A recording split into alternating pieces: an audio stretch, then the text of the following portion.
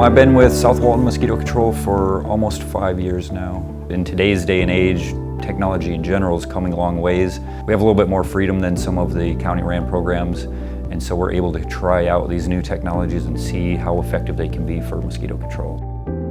Ever since the Zika virus, people have been looking at blower mister systems that can be towed or mounted to a truck to disperse larvicide. These technologies were kind of reinvigorated back in 2016 and 17 for disease response type scenarios where they were dispersing liquid BTI into environments to get to things like tree holes or containers, gutters, things that you couldn't see, where the Zika virus was being harbored in these areas. My experience with using the power mist sprayer in residential areas, we had a scare about 3 years ago. We found a couple of adult Aegypti in our district, and we haven't seen those in a number of years. These houses are really close together. They're anywhere from 2 to 3 story houses, and we were able to blow our liquid larvicide over the top of the houses into their backyard and into things like, flower pots or burn pits or anything like that. And we found even just if a few droplets land in a small size container, it's highly effective for killing mosquitoes.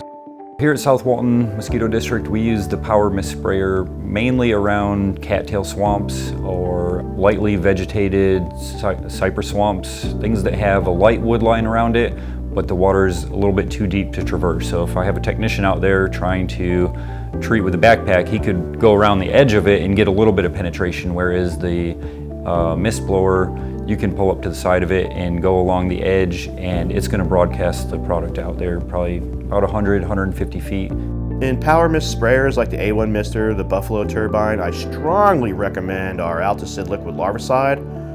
This is a liquid methoprene product. It comes in 20% concentrations or 5% concentration. Altosid SR5 is a mix ratio of 4 ounces per gallon per acre. SR20 is just as easy.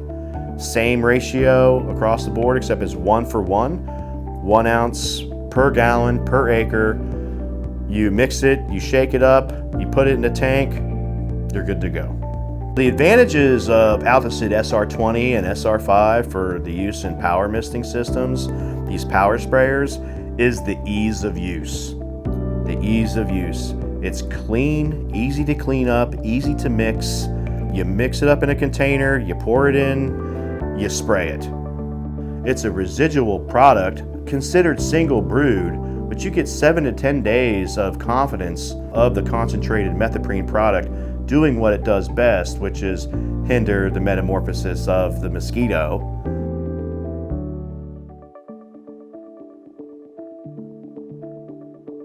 Since I've been working for mosquito control, the biggest thing that I've seen personally was the drone technologies. It saved a lot of manpower hours, so that equals money. It saves a lot of money and time spent. Instead of having a technician working in an area for several hours, it narrows it down to several minutes.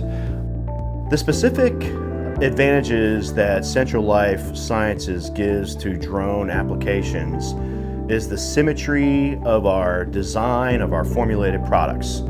P35 is the perfect example of an amazing product that can be dispersed out of drones.